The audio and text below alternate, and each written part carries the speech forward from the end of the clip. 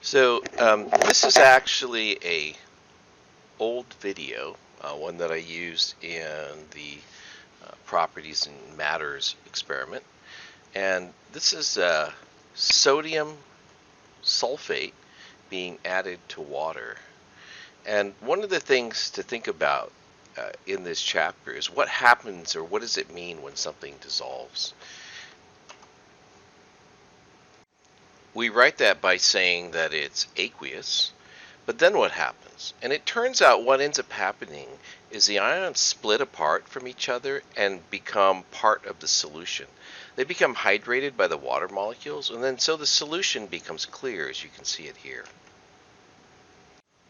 So I'm going to be doing the same thing here with barium chloride. So the barium chloride is added, and when the solution's stirred, you can see very much the same thing that we saw with the sodium sulfate. So this is where we're getting ready to add the sodium sulfate to the barium chloride solution. So think about what we have in this solution right now. We have barium ions and chloride ions, and we're about to add sodium and sulfate. Now think about the way these ions might interact with each other. The barium ion can go together with the sulfate ion, or it can go back together with the chloride ion. The reason it doesn't go with the sodium ion is because both of those have a positive charge. So we have barium and sulfate that can get together, and then the other possibility is sodium and chloride can get together. Now, looking at this solution, think about what you know about sodium chloride. Sodium chloride is soluble. That's table salt. And when you dissolve that in water, what does it do? It makes a clear solution. So the only possibility left in the solution is that you have barium sulfate precipitating out of the solution.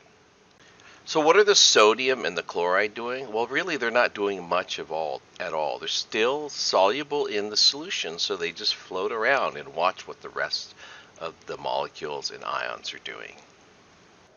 So when we go and write out the equations that we got from the barium sulfate demonstration, that is the reaction of barium chloride and sodium sulfate, we're actually looking at one of the most common types of reactions that we'll see in this chapter. And so I want to explain to you how they work and how you should approach always trying to get to the right answer. Okay, so this is known again like a double replacement. And why would we call it a double replacement? So let me do this.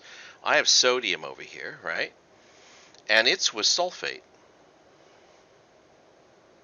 like this. And barium, I'll do with an underline here, hang on, is with chloride. And then what happened was, during the reaction, remember they split apart and they formed their ions. But then when they came together, they had switched with their partners. So this is kind of like, this is the analogy my wife uses. I can't say this too loud because she's over there somewhere. The analogy my wife uses, he says, when you go to a party with one date and you leave with another. Okay, so this is what's happening.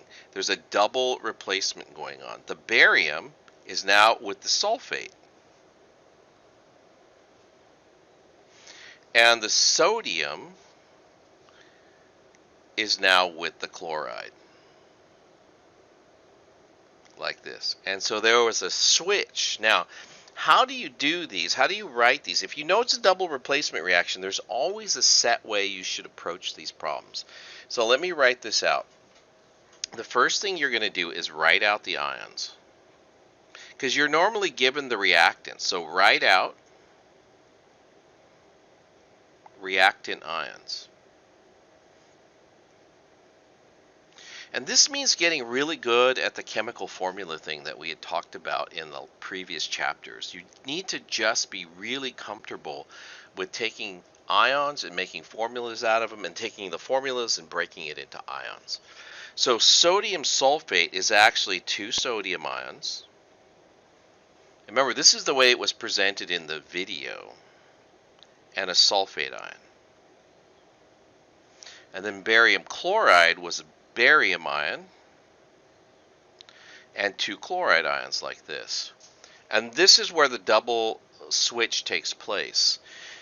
Remember, if sodium goes back with sulfate, then nothing happens and there's no reaction. But if sodium goes with chloride, then we get sodium chloride, and barium goes with sulfate, and then we get barium sulfate. So the barium partners up with the sulfate, and we always write the cation or the metal ion first, and so that's why it's written like this. Now, the reason it's important to write these formulas out is because you know these charges cancel, right? So that you can write the products. So we're going to do the double replacement like that, and we'll get our formula. So the second thing you'll do, right, is you'll write out the product formulas.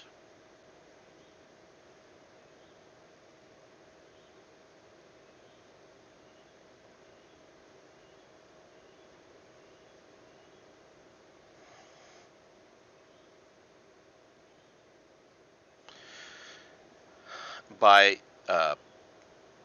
balancing the charges of the ions.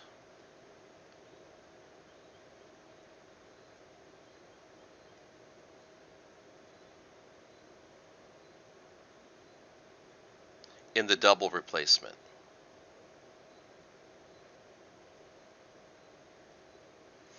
And then the last thing that's left to do is balance the equation. You notice I didn't take care of the 2 that's over here or the 2 that's over here because I knew that I would end up balancing the equation by dropping a 2 at the end. So this is a standard type. So when you hear double replacement, this is a precipitation reaction, for example. They'll say it's a double replacement reaction. This is the process you'll follow. When it's an acid-base reaction, it's a double replacement. So this is the process that you'll follow.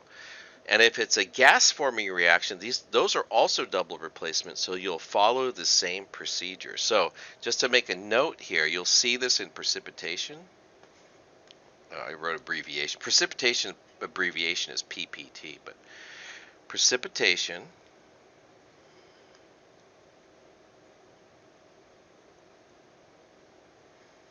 you'll see it in acid-base,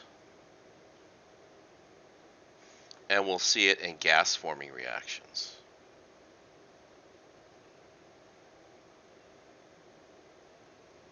And it turns out there's really only 6 or 7, depending on how you count it, types of reactions. Combustion, these reactions, single replacement reactions, and then there's some other synthesis and decomposition are different classifications. But depending on how you classify it, this is the majority of the reactions you'll see. So it's important that you go back to this example and understand what happened, right? We had 2 ionic compounds. We figured out what the products were by doing a double replacement, and we used the charges of the ions to figure out what the products would be.